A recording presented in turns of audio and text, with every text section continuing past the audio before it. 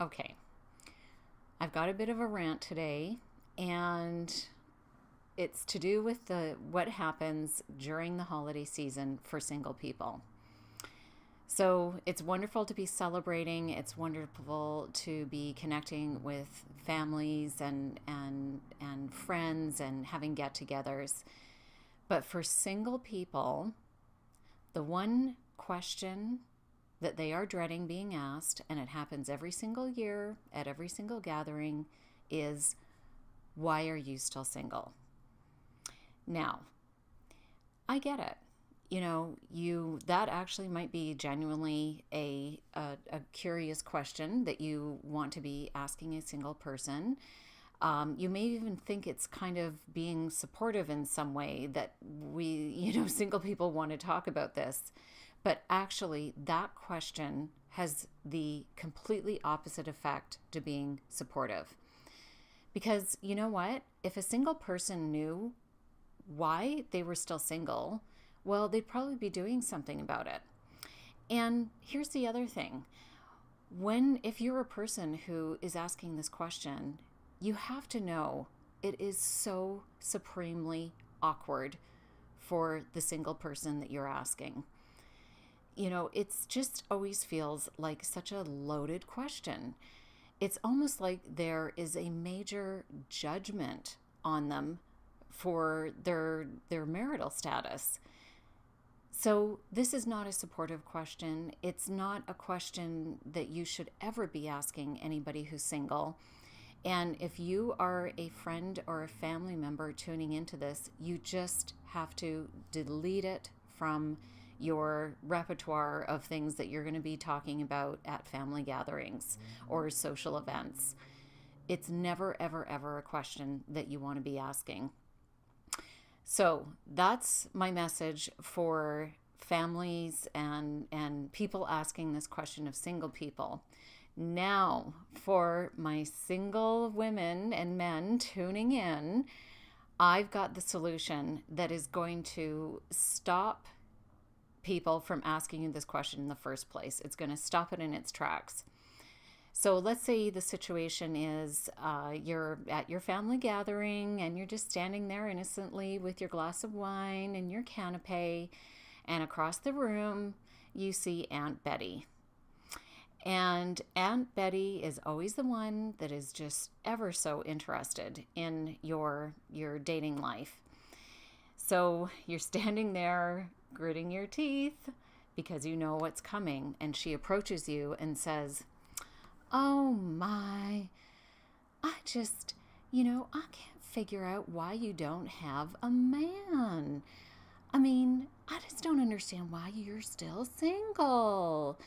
And what happened to that lovely man you were dating last Thanksgiving that you brought to dinner? I thought he was just wonderful. I just don't understand what's wrong."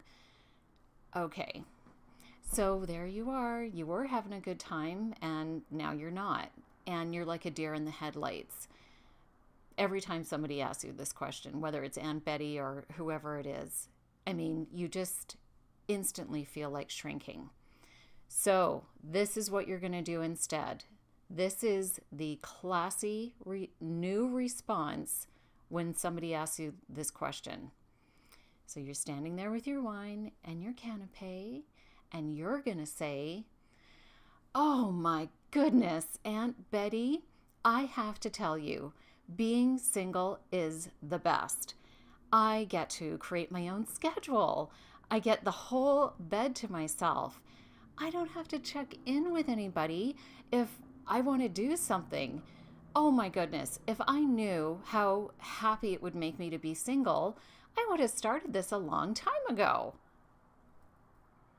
So now what's going to happen for Aunt Betty is she's now going to be the one with the deer in the headlights, because she would never, or anyone who asked the question would never, ever uh, expect that kind of response from you.